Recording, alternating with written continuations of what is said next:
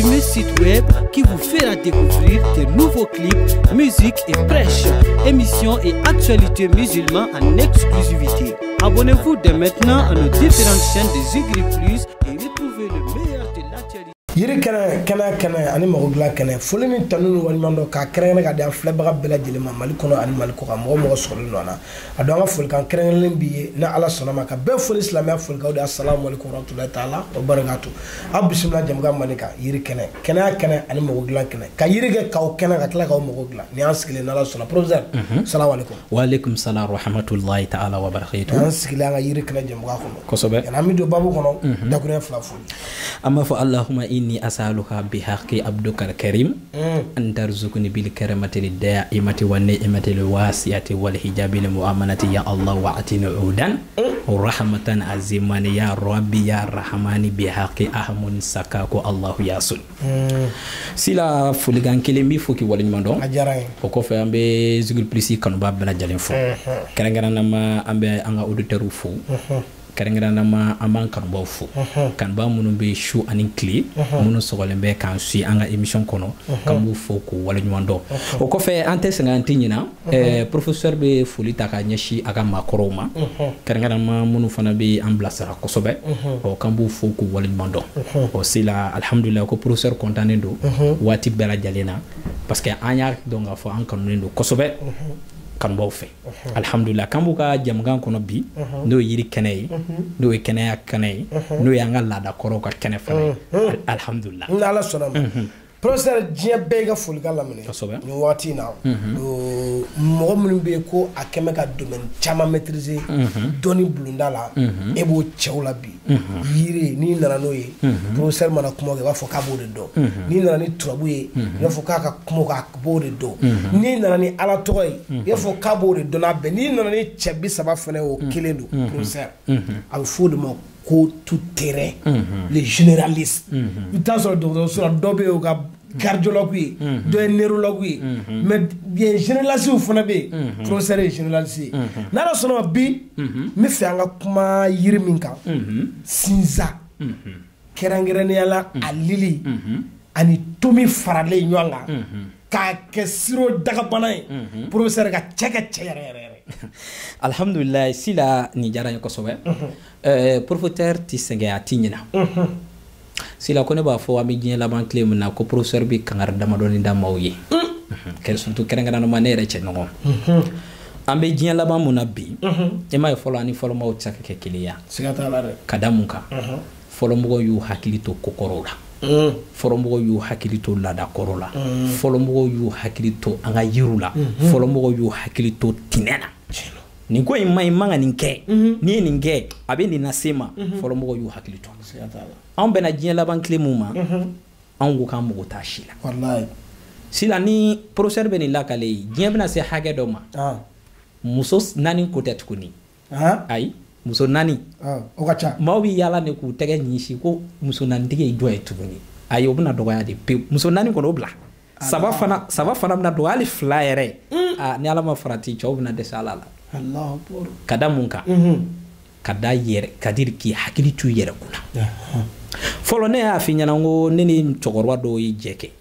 nya soro sambiolum vla sambishigini ko hali shini abi kono da musuni chinina sigatala kada munka segere jantu bulukoy ay yirido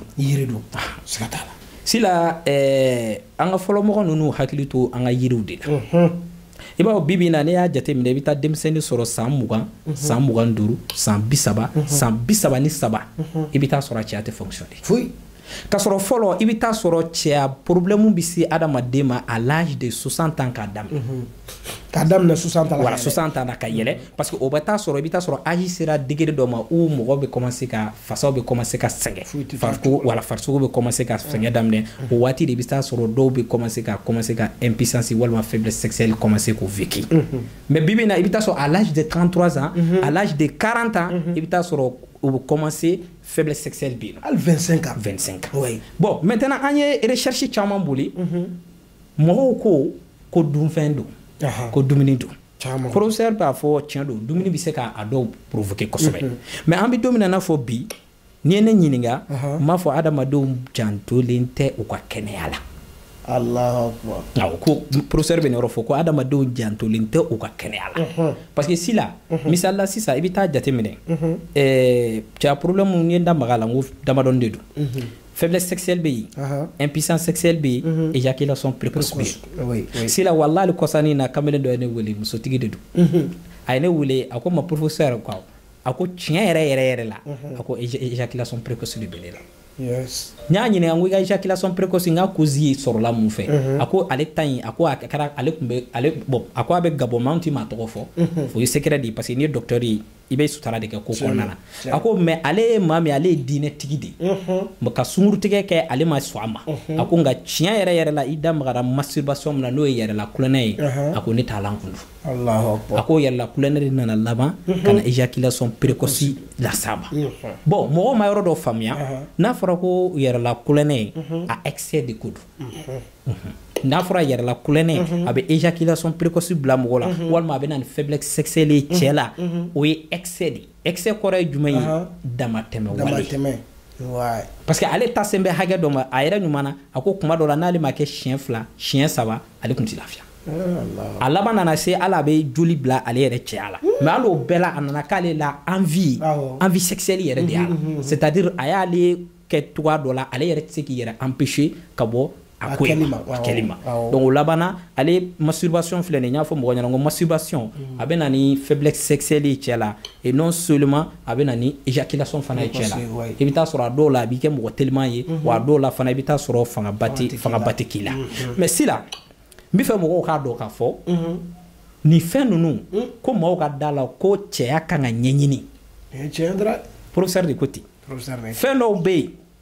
docteur fura bɛ se ka fɛn dilan a la mais fɛn dɔw bɛ yen docteur fura tɛ fɛn dilan a la awɔ komi ni ko u ka ni kolonkolon k'ale se parce que an b'a ye waati dɔ la an ka docteur bɛ kuma an bɛ docteur baw fo kosɛbɛ an yɛrɛ ka docteur dɔ bɛ kɛnɛ kɔnɔ ne yɛrɛ bɛ se ka foli lase a ma kosɛbɛ ale ye docteur ba dɔ ye kɛnɛ kɔnɔna na waati bɛɛ a bɛ tiktok sanfɛ a bɛ kuma n'o docteur Suware an yɛrɛ b'a suit professeur yɛrɛ b'ale suit kosɛbɛ donc an foli b'a ye kosɛbɛ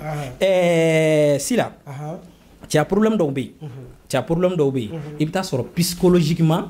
olu yɔrɔ dɔw tɛ se ka expliquer mais olu tɛ scientifiquement o bɛ yen mais yɔrɔ dɔw bɛ yen o ye dɔnnifin ye hali minnu ye recherche kɛ doctorat kɔnɔ olu b'a dɔn o ye tiɲɛ misali la a tɛ tile 2 bɔ an balimakɛ dɔ ye ne wele musotigi de don a ye ne wele a ko n ma ko ale ni muso dɔ bɛ ɲɔgɔn bolo ale ye muso in furu mais vraiment mariage kɛ ni sisan cɛ a bɛ 1 mois kɔnɔ mais actuellement ale yɛrɛ bɛ degré min na sisan ale bɛ fɛ ka divorce yɛrɛ de ma 1 mois a ye muso in furu a tɛ i n'a fɔ sunkuru tigɛ don dɛ a dara balima sira de kan nka muso in furulen a ko jusqu'à présent a ko ale bɛ ka dɛsɛ ale tɛ se ka se muso in ma Sila kabako lamɛn dɛ bɛɛ y'a dɔn ko nin bɛ yen a ko ça fait 1 mois mais actuellement a ko ale yɛrɛ bɛ divorce sira yɛrɛ kan divorce sira n ko a ma n balimakɛ explication de an ka se k'a faamu mun problème de b'i la a ko bon ale ye maa ye n'ale ko k'a bɛ se muso ma n'a ko a bɛ se madamu ma a ko cɛya bɛ wuli mais n'ale ko a bɛ s'a ma a ko a bɛ sa ko bɛɛ bi kɛ a tɛ wuli bon ale nana ye ale ye solution bɛɛ kɛ a ye cɛya furaw ɲini mɔgɔw fɛ mɔgɔw bɛ cɛya furaw d'a ma a b'u ta a tɛ ɲɛ sɔrɔ dɔw yɛrɛ hali viagaranw d'a ma pour que a ka se ka viagana utiliser a bɛ se ka kɛ soit panique don ou bien siran don ou bien stress don parce que i b'a dɔn ni stress bɛ mɔgɔ la i bɛ taa sɔrɔ hali ni cɛya wulila ne ko i bɛ se muso ma a dɔw la stress i ja bɛ tigɛ donc i b'a ye cɛya bɛ bali ka sa ale ye viagaranw utiliser a ma ɲɛ sɔrɔ a la maintenant par fini dɔw ko a ma e k'a lajɛ ni mɔgɔ wɛrɛ mais ale y'a lajɛ ni muso wɛrɛ ye ça passe mais n'ale ko a bɛ da ni madame ye ça passe donc maintenant dɔw k'a ma k'a ye taara karamɔgɔ dɔ fɛ yen k'o ye filɛli kɛ k'o k'a ma ko nin ko in bɔ bɛ dabali fɛ maintenant muso ale ye muso yɛrɛ ɲininka ko muso ko a ma tiɲɛ yɛrɛ la i bɛ ne furu waati min na o y'a sɔrɔ ne ni mɔgɔ dɔ bɛ ɲɔgɔn fɛ k'o tigilamɔgɔ ko n'i ma don n ka furu la ko walayi k'a kale k'a tɛ furu tigi k'a kitaka don k'a fana ko a ma ko n'a furu la ko a furu bɛ sa mais ale kɔni b'a dɔn peut-être o tigilamɔgɔ kɛn bɛ ka bolonɔ dɔ bila a la mais ale kɔni mana n'ale ni cɛ ko k'a bɛ da k'a ɲɛ tɛ sɔrɔ a la bon cɛ ko k'ale ye ko bɛɛ kɛ ka dɛsɛ k'ale ma se ka solution sɔrɔ a la bon nin yɔrɔ minnu filɛ nin ye nin bɛ yen nin bɛ yen dɛ siga t'a la tubabu fura tɛ nin dilan atagla ko ni y'anw ka bamanan tɔ yɛrɛ ɲɔgɔn na bɛlɛdugu bamananw bɛ nin si dɔn professeur awɔ n'o tɛ i bɛ sira fara ka taa docteur yɛrɛ bɛ nin dɔn ko an bɛ hakɛ to ɲini docteur fɛ ko docteur yɛrɛ b'a dɔn nin ye tiɲɛ ye c'est à dire Sila nin yɔrɔ in côté filɛ nin ye psychologiquement nin bɛ yen bamananya la nin bɛ yen a sira dɔw bɛ an b'a wele ko kalani ni maa mun bɛ bamanan laada kɔrɔ dɔn an b'a wele ko kalani bɛ yen a sira dɔw bɛ yen nɔ fɔlɔ ni bamanan cɛkɔrɔbaw ye muso furu walima n'i ye muso furu i bɛ taa sɔrɔ fɛn mun ka jugu hɔrɔn ma fɛn mun ka jugu hɔrɔn ma a ka fɔ a ma ko karisa muso ko kolonɛkɛla don o kama fɔlɔ dɔnnibaa minnu tun bɛ ko kalama kosɛbɛ a sira dɔw tun b'u bolo dalu la an da tɛ mɔgɔw la parce que olu ye siro ye o gindo ye a sira dɔw b'u bolo dalu la n'u y'a baara o yɛrɛ furumuso la hali ni furumuso in yɛrɛ ye kulɛnɛkɛla ye n'a taara ni cɛ o cɛ ko k'i bɛ da fɛ i b'a ye i cɛ a bɛ sa mais n'ale yɛrɛ tɛ a tɛ marché bon hali o yɛrɛ dalu fana an ka maakɔrɔ caman ye kangari da an y'a la parce que a caman na n'i y'a baara a dɔw la n'i fatura i bɛ muso ka diɲɛlatigɛ tiɲɛ bon o bɛ yen nɔ a filanan a sira dɔ fana bɛ yen a bɛ fɔ o ma ko kalani kalani ye jumɛn ye i bɛ taa sɔrɔ o ye misiri dɔ ye o bɛ bamananw bolo hali sini a cɛ kelen kelenw bɛ bɛlɛdugu sila cɛw bɛ yen a sira dɔw bɛ yen n'i y'a kɛ mɔgɔ la o tɛ ka fɛn kɛ muso yɛrɛ la ye ni cɛ wɛrɛ sera kuma o ko to yen ka mɔgɔ dɔ tɔgɔ ta dɔrɔn ka kalani baara kama a cɛ tɛ wuli a tɛ i n'a fɔ k'a fɔ e sera walimuso dɔ ma dana in b'i minɛ o ko tɛ dɛ k'a ta k'e yɛrɛ tɔgɔ dɔn ta dɔrɔn ka kalani baara ni yɛrɛ ye i tɛ se ka se muso si e yɛrɛ de tɛ fonctionner i b'i sen don k'i bolo don ka ko bɛɛ kɛ ka dɛsɛ fo ka lakari de sila fo ka lakari de n'o ma lakari docteur fura t'o ye o ɲɛnabu ye u bɛ taa n'i ye machine na ka analyse kɛ ka sɔrɔ sugunɛw ka ɲi fɛn bɛɛ ka ɲi ka to bɛɛ ka ɲi tout est bon mais i bɛ taa sɔrɔ ni e yɛrɛ de tɛ se ka fonctionner o bɛ yen dɔnni yɛrɛ sira kan bon olu sira dɔ bɛ hali n'i sera docteurw ma ni docteurw yɛrɛ minnu bɛ n'u ka analyse kɛ kosɛbɛ n'u b'a dɔn k'a fɔ nin ko in ye purement mystique ye u b'a f'i ma k'i ka fɛɛrɛ kɛ i ka se dɔnnibagaw fɛ yen hali sini an ka docteurbaw bɛ yen nɔ minnu bɛ yen u b'a ko kɛ kosɛbɛ u b'a fɔ karisa taa dɔnnibagaw fɛ yen u ka fɛɛrɛ kɛ u ka solution dɔ d'i ma o ko in côté fanfɛla la maintenant Sila an ka cɛya fura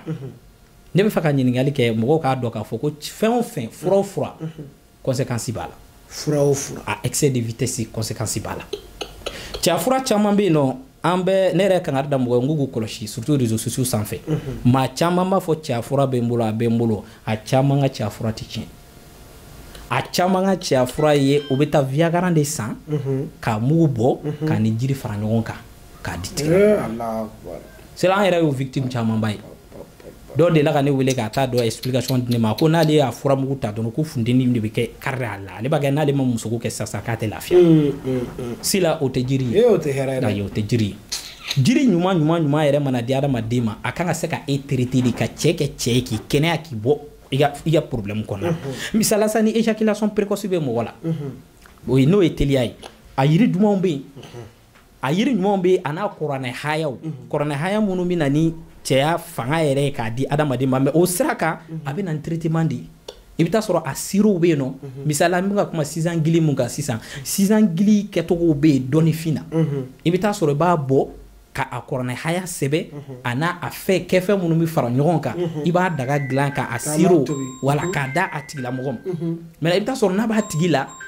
b'a tigilamɔgɔ bolo n'a bɛ to ka a siro ji in kɛ fɛn kɔnɔ ka to k'a min i bɛ taa sɔrɔ sanga ni wagati bɛɛ lajɛlen na a tigilamɔgɔ bɛ kɛ mɔgɔ ye mɔgɔ mun bɛ yen ni fanga bɛ k'a la kosɛbɛ est ce que i bɛ k'a faamuya maintenant o sisan gili bɛ se k'o kɛ mɔgɔ la i y'a faamuya maintenant éjaculation précoce mun filɛ nin éjaculation précoce Sila ni éjaculation précoce bɛ mɔgɔ la a bɛ musoko nege bɔ i la parce que i bɛ taa sɔrɔ a dɔw la e yɛrɛ tɛ se ka se muso ma dɔw bɛ miniti 1 miniti 2 miniti 3 i b'a ye dɔn a ko bɛ ban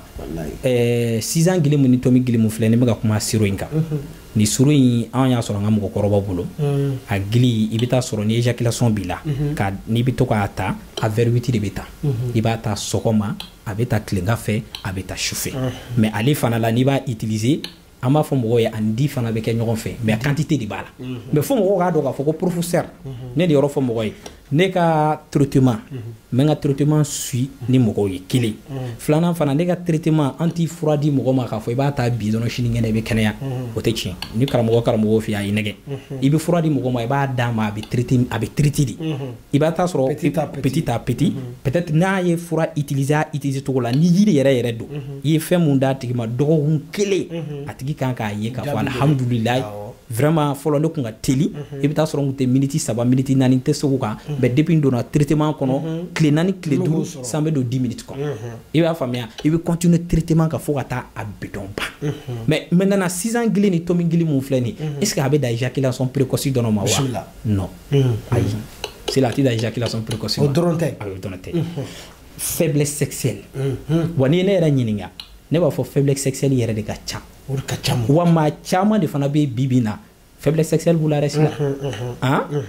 n bɛn'o yɔrɔ di ma sisan cɛ caman de bɛ yen faiblesse sexuelle yɛrɛ de b'a la faiblesse sexuelle ye jumɛn ye cɛ dɔw bɛ yen i bɛ taa sɔrɔ cɛya bɛ wuli mais fanga bɛrɛ t'a la fanga bɛrɛ t'a la c'est-à-dire i bɛ taa sɔrɔ a bɛ wuli fanga t'a la i bɛ taa sɔrɔ dɔw yɛrɛ bɛ yen cɛya bɛ wuli mais n'a sera muso ma dɔɔnin a bɛ bali ka sa a yɛrɛ ma bon o fana ni dɔ in tɛ kelen ye k'a fɔ n'a wulila n'a bɛna se muso ma a bɛ bali ka sa a tɛ wuli tuguni ayi o n'o tɛ kelen ye a y'a faamuya dɔw ta bɛ yen i bɛ taa sɔrɔ a bɛ wuli a bɛ wuli mais i bɛ taa sɔrɔ wulilen don mais cɛya kolo man gɛlɛn a kolo man gɛlɛn maintenant o qualité la n'o bɛ maa minnu na an bɛ sirop ani furamugu dɔ fana b'an bolo mais furamugu in tɛ consommer ta ye furamugu in ye wusuli ta de donc ale fana kɛcogo bɛ yen ale bɛ kɛ tasuma la donc a wusula ale bɛ kɛ ka cɛya wusu a faamuyara sirop gili o bɛ utiliser i fɛ donc o ye ni mɔgɔ minnu bɛ yen ni faiblesse sexuelle b'i la faiblesse sexuelle c'est-à-dire e mɔgɔ min bɛ wuli mais fangaba t'i la kosɛbɛ maintenant sisan ni maa min y'o traitement daminɛ i b'a ye ale bɛ cɛya kolo giriya o ye kelen filanan fana mun an ko i ma ko mɔgɔ caman bɛ yen ko faiblesse sexuelle b'u la i bɛ taa sɔrɔ dɔ bɛ yen premier coup la fanga b'a la mais deuxième coup la sisan ni ala ma farati kan dɔw ka kulubalikɛ bɛ sa fo ka dugu jɛ kulubalikɛ tɛ se ka wuli tuguni a ye solution fana tɛ sɔrɔ la bon n'i y'o constate yɛrɛ la dɔrɔn il faut comprendre que i bɛ faiblesse sexuelle kɔnɔ soit i bɛ début de faiblesse sexuelle kɔnɔ walima i ka faiblesse sexuelle ye i b'a kɔnɔ yɛrɛ a nɛmɔ parce que normalement ni cɛ ye normal yɛrɛ ni i sera muso ma siɲɛ kelen normalement ni repos kɛra dɔɔni normalement i kan ka se ka wuli ka se ka baara kɛ mais n'i y'a constater k'a fɔ e sera muso ma siɲɛ kelen ɔ fo ka taa dugu jɛ e ma se ka wuli e ma se ka baara kɛ an balimakɛ wuli k'i jɔ i sen kan ko dɔ b'i kun wala wuli k'i jɔ i sen kan i ka essayer i ka solution dɔ ɲini a kɔnɔna na donc ni sirop gili ani tomi gili donc ni maa minnu bɛ ni faiblesse sexuelle fana b'i la donc solution b'o la maintenant sisan mɔgɔ mun bɛ yen n'a ka cɛya yɛrɛ tɛ wuli fiyewu o fana bɛ yen ne yɛrɛ puissance a tɛ wuli yɛrɛ ko ne yɛrɛ bɛ nin yɔrɔnin lase n mago b'a mɔgɔ la professeur ko tɛ ko ne mago b'a mɔgɔ la min bɛ yen nɔ a tɛ wuli yɛrɛ a t'a kun yɛrɛ kɔni a tɛ wuli fiyewu a tɛ wuli yɛrɛ a salen don pepewu i b'a gosi ka dɛsɛ a tɛ wuli professeur k'a mago b'o mɔgɔ la n mago b'a mɔgɔ la c'est à dire mɔgɔ mun bɛ yen ne yɛrɛ de ka a tɛ wuli yɛrɛ de quoi ne yɛrɛ de ka machine salen don awɔ a tɛ wuli antenne tɛ radio Mali sɔrɔ bilen awɔ antenne tɛ radio Mali sɔrɔ tuguni c'est à dire ne yɛrɛ de ka cɛya yɛrɛ de tɛ wuli quoi a tɛ wuli quel que soit dabali do quel que soit a mana kɛ problème yo ne mago b'a mɔgɔ professeur k'i ka na awɔ c'est à dire a ye nin vidéo kolonkolon quoi k'a lase quoi maa mun bɛ a tɛ wuli c'est à dire a tɛ wuli su hali a tɛ kɔmi ɔ mago b'o mɔgɔ la Allahu akbar sila ni ko fɛn dɔ ɲuman b'i bolo ne hakili la i man ka sira k'a kɛ wala mɔgɔ sila ni maa mun bɛ yen nɔ ni i ka cɛya tɛ wuli fiyewu pewu e ta salen don m'a fɔ ni maa mun wolola n'a ye k'a fɔ e wolola cɛya yɛrɛ tɛ wuli fiyewu ayi kabala k'i da a ma deli ka wuli hali siɲɛ kelen non o traitement fura tɛ ne bolo la quand même ne yɛrɛ t'o dɔn mais une fois que a delila ka wuli ka tɛmɛ mais kɔfɛ tuguni soit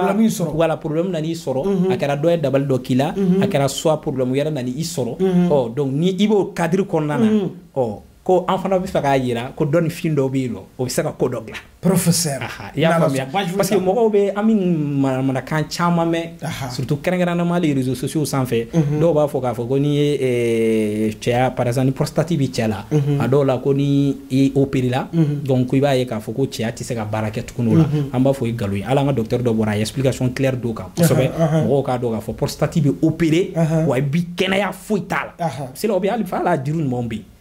ɲagami foyi t'a la k'a dilan k'a di mɔgɔ ma a bɛ prostate yɛrɛ kɛnɛya k'a sɔrɔ problème foyi t'a la si la prostate bi kɛ cɛ la i bɛ opérer wa cɛ bɛ tila ka fonctionner 100% fo n'i ma bɛn n'a dɔnba ye bon ni cɛya fana salen don k'a tɛ wuli fana traitement b'o la dɔnnifin sira kan n'i y'a kɛ a bɛ wuli a faamuyara ni maa min fana ko n dan da la a fɔ ko est-ce que nin fura ninnu tiɲɛ don wa si la n contacter n bɛ se k'a sa fana a b'a la a faamuyara donc sisan Tommy Gili ani Sisan Gili an kɛn bɛ k'a dilan k'a kɛ sirop ye mais sirop don traitement de don voilà professeur b'o fɔ bɛɛ ni kɔni ye n wele n b'a ɲɛf'i ɲɛna traitement de don et puis a ka di n ye fana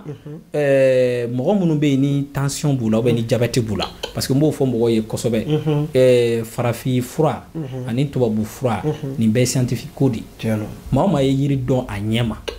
ani maa min y'i ka doctorat kalan k'a ɲɛ ma a bɛɛ bɛ domaine kelen kɔnɔ c'est à dire genre i bɛ taa sɔrɔ domaine scientifique don parce que olu tɛ fɛn k'u kunfɛ u bɛ taa sɔrɔ u b'a lajɛ mansinuw na a bɛ tan a bɛ tan maintenant yiri fana dɔnba maa min ye yiri dɔn kosɛbɛ n'a ye fɛn ɲini si la maa min ye cɛya fura ɲini kosɛbɛ k'a dɔn nin problème bɛ sɔrɔ nin problème bɛ sɔrɔ nin bɛ se ka dilan ni nin bɛ se ka dilan ni nin ye i b'i da maga a la dɔrɔn a b'a dɔn a kan ka fɛn mun d'i ma e bɛ ne dɔn sinon e b'a dɔn fɛn dɔ bɛ ne bolo ko kolonkalani a ma se n k'o lafi ye kolonkalani i yɛrɛ b'o dɔn parce que n'i y'a ye chaque fois que ni mɔgɔ ye ne wele ne tɛ girin ka fura ta n kunfɛ n b'i ɲininka de fɔlɔ problème min b'i la a bɛ cogo di a daminɛna depuis quand i b'i da don o la i bɛ explication di donc traitement dɔw bɛ yen i bɛ taa sɔrɔ hali ni fura dɔ ka ɲi n bɛ se k'a fɔ bon nin fɛn dɔ fana bɛ ne bolo a ka di n ye ko an k'o fara kan a dɔw la n yɛrɛ b'o fara kan k'o d'i ma i ka délai d'i ma i k'a utiliser o traitement temps kɔnɔna na bon ni résultat min bɔra a la i b'o jaabi d'a ma ni ala sɔnna a faamuyara n'ala sɔnna ma inshallah professeur n y'a dɔn sirop in kɔni a caman labɛnnen don si la an ye caman dilan sirop in na an ye caman dilan sirop in na sirop in bɛ sɔrɔ fan bɛɛ voilà sirop in bɛ sɔrɔ fan bɛɛ an kɛn bɛ ka sirop in dilan a bitɔn kumaba don mais ale kelen dɔrɔn tɛ a n'a furamugu fana bɛ ɲɔgɔn fɛ parce que n y'o f'i ɲɛna n ko mɔgɔ min bɛ yen ni éjaculation précoce bɛ mun na ani maa min bɛ yen ni faiblesse yɛrɛ b'i la donc mais a kɔni ka di n ye à chaque fois que ni client fɛn fɛn ye weleli kɛ an tɛ girin ka fura d'an kunfɛ parce que caman bɛ yen o bali ka message ci ma karamɔgɔ bɔ vraiment n y'a mɛn i ko bon ne cɛ ko problème bɛ ne la i ka fura bɛ sɔrɔ cogo di prix joli don non o tɛ professeur fɛ yen à chaque fois n'i ye professeur wele d'abord j'aimerais parler an bɛ kuma fɔlɔ di problème min b'i la i b'i da don a la i b'a explication di parce que a dɔw la i bɛ taa sɔrɔ dɔw bɛ yen nɔ ça fait 2 ans 3 ans ale tɛ fonctionner mɔgɔ min bɛ yen nɔ si ça fait 2 ans ou bien 1 année ale éjaculation précoce b'a la ou bien faiblesse sexuelle b'a la ani maa min bɛ yen a y'a minɛ kalo kelen dɔrɔn ou a tun t'a la waati dɔ la a bɛ bali k'a ye faiblesse bɛ k'a la mais kuma dɔ la souvent ça va parce que souvent fo mɔgɔw k'o dɔn mɔgɔw ka cas de traitement tɛ kelen ye mɔgɔ min bɛ yen nɔ n'a sɔrɔ ni faiblesse b'a la n'a sɔrɔ ni a tigi ni diabète b'a la ani e maa min bɛ yen ni faiblesse sexuelle tɛ e la c'est à dire ni diabète tɛ e la mais i bɛ ka faiblesse sexuelle sɔrɔ aw ka traitement cogoyaw i bɛ taa sɔrɔ a dɔw kaw tɛ kelen ye a dɔw yɛrɛ la yɛrɛ ne yɛrɛ b'a fɔ dɔw ma n ko t'i ka taa dɔgɔtɔrɔso la e ka taa lajɛ tan n'a sɔrɔ ni ye diabétique ye n'a sɔrɔ ni diabète b'a la parce que ni mɔgɔ dɔw bɛ ni diabète b'a la o mɔgɔw kana jateminɛ u kan ka nin jiri la ni diabète bɛ adamaden na i bɛ taa sɔrɔ yiri dɔw bɛ sɔrɔ kan i y'a faamuya c'est à dire yiri dɔw bɛ yen i bɛ taa sɔrɔ fɛn dɔw bɛ yen ni maa dɔw bɛ yen ni diabète b'a la n'a ka diabète yɛlɛnnen don ka se hakɛ dɔw ma fɛn dɔw bɛ yen hali yiri dɔw bɛ bolo i tɛ se k'o d'a ma o t'i d'a ma donc i bɛ taa sɔrɔ i bɛ traitement catégorie bɛ yen o de bɛ d'a tigilamɔgɔ ma a bɛ don a kɔnɔ k'a utiliser ni ala sɔnna sirop in kɔni an ye damadɔnin dilan a la a bɛ sɔrɔ fana inshallah mali kɔnɔ ani mali kɔ kan mɔgɔ min bɛ yen k'i bɛ fɛ ka dɔ sɔrɔ sirop in na i ye professeur wele a ka nɛgɛjuru siraw la nɛgɛjuru siraw bɛ ka boli jaw ɲɛfɛ minnu bɛ mali kɔ kan a bɛ négatif kɛ 00223 77 18 13 94 n'i y'o kɔn ni professeur bɛ ɲɔgɔn sɔrɔ n'ala sɔnna i kan k'i taga sɔrɔ cogo min na o siratigɛ ɲuman o bɛ sɔrɔ professeur yɛrɛ bolo n bɛ dan se an ka bi yiri kana jɛmukan na professeur bɛ dugawu kɛ n'ala sɔnna an b'a fɔ allahumma inni as'aluka bihaqi abdukal karim an tarzuni bil karamati da'imati wa ni'matil wasi'ati wal hijabil mu'amalati ya allah wa atini udan seli subhana rabbika rabbil izzati amma yasifun wa salatu wa salamun alal mursalin walhamdulillahi rabbil alamin